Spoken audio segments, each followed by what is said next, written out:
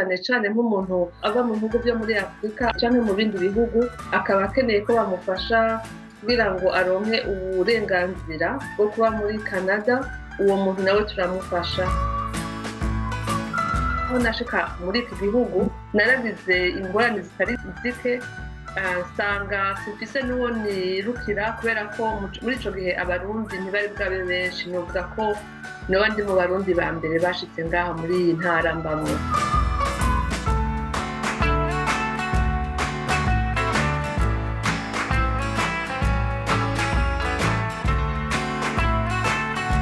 Kumererwa neza ari nk'urwaye za ngwara zitwa diyabete n'izindi, tukabafasha kubigisha ko umuntu yokwifata neza mu buzima bwiwe, akaba ari umuntu yoba afise ibibazo ibyo twita des problèmes de santé mentale. Nk'abantu baba bafise ibibazo by'umwitwarariko mwinshi canke ingorane baba baraciyemwo, hariho umuntu aba afise umwitwarariko n'uwundi biba ingwara atari kuvuga ngo ni umusazi, ariko burya ingwara zo mu mutwe zitangurira hagufi zigashika kure.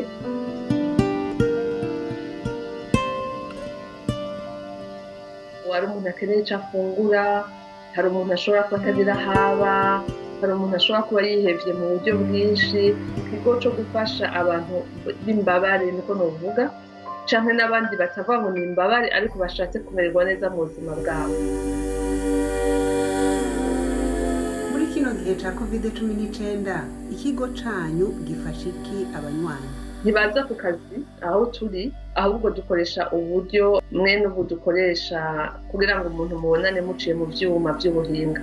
Nous sommes là tous les jours, connectez-vous en masse, mais moi personnellement je reste joignable. Ni benshi cyane batakaje ubuzi aho baba. Urabona nk'umuntu yimukiye muri Canada mu gihe c'ikiza ashobora kudashobora kubona uburenganzira bwo kuba umukanada, acagwa nko mu kintu c'ikinogo agakenera ko bomufasha kugira ngo aronke haba, aronke ico afungura. Hari umuntu ashobora kuba yaraheze mu nzu wenyine kubera ibintu byo kuba mu mazu tutabisohoka, ugasanga uwo muntu yaramerewe nabi mu buzima, mu mutwe wiwe, mu vyiyumviro. Iyo umuntu arwaye arinda kuja mu mwiherero. Hari abantu rero usanga adafise aho yiherera ko baba mu nzu ntoya, uwo muntu twe turinda kumukuramwo tukamurondera ahandi aja kuba.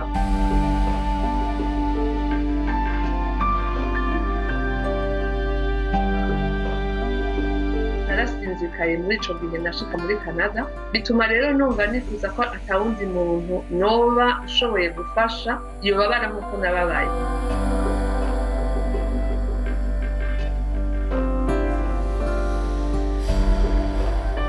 N'umugisha nagiye ndonka uburyo bwo kuba mu kiringo novuga c'abategetsi.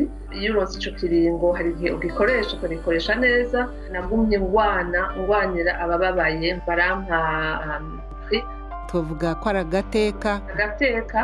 Narigeze no kuronka n'iyindi washaka yoba yisumbuye kitwa Ordre de la Pléiade. Ibyo byose sinari kubishobora iyo ntaronka abantu benshi cane dukorana. Muri ibi bihe haravugwa cane ivyikumira rifatiye ku rukoba, muhuza gute abantu? Nko muri ico kigo nkoramwo hariho abakozi bashika 120. L'inclusion, la diversité des cultures, des ethnies, des histoires et des accents. Tuko pamoja. Subije amaso inyuma, sinovuga ngo vyari vyoroshe. N'uno munsi ntivyoroshe iyo wirabura canke uri umugore. Hari abantu batuvuga ati mvye ntavyo ashoboye. Ivyo byose ni ibintu twagiye turwana. Uhagarara mu vyo urimwo ukabihagararamwo neza. Kenshi naragiye nirengagiza ivy'iwanje. Umuntu aba afise utuntu tumugoye twiwe, nkaraba cane cane intumbero noba narihaye kugira ngo mfashe, kuko jewe intumbero yanje mu buzima ni ukugira ngo cane cane mbere akarorero abari inyuma.